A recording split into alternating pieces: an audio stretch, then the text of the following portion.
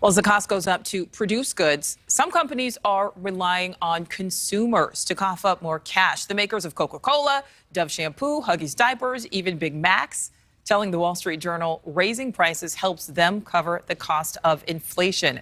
Just this week, McDonald's raised the price of its cheeseburgers in the UK for the first time in 14 years. And that may seem like a minor increase. In U.S. dollars, it's up from $1.19 to $1.44. NewsNation's Ryan Bass joining us now. So, Ryan, this is something local business owners are dealing with as well. Yeah, they certainly are. And while some of the streets and shops here on Nashville's Lower Broadway might seem busy, some of the business owners say they are certainly feeling the weight of that inflation right now. Some of the most popular local shopping spots here behind me said they're worried about what the next few months might look like, especially if customers are forced to tighten up their budgets. It's a gamble every single week if we're going to be able, to survive in the next year. Rising prices, inflation, and consumer spending habits changing has local business owners like Courtney Pierce of Nashville's Lucy Loft worried about what the future might look like. I'm having to cut my costs to make sure that I can continue to have customers and have repeat customers.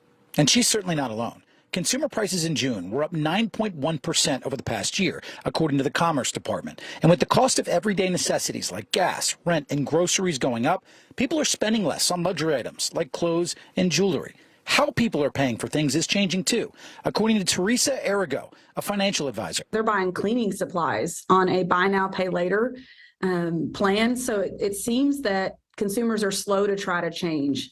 But we are seeing tightening in our budgets. The Nash Collection is one of Nashville's signature apparel brands. Its storefront is parked on the busy tourist intersection of 5th and Broadway. That has kept customers popping in. But even owner Lacey Bonner says tourists are prioritizing where their cash is going. I mean, a trip to Nashville isn't the cheapest in general. And I think that you're starting to see a trend where people are very selective in how they spend their money. And rising costs of even getting product in is impacting the price tag of some of the items in Lucy's store. Over the last 6 months, we've had to increase. Some are $1, a lot of it's 50 cents, but you do see that passed on to the customer.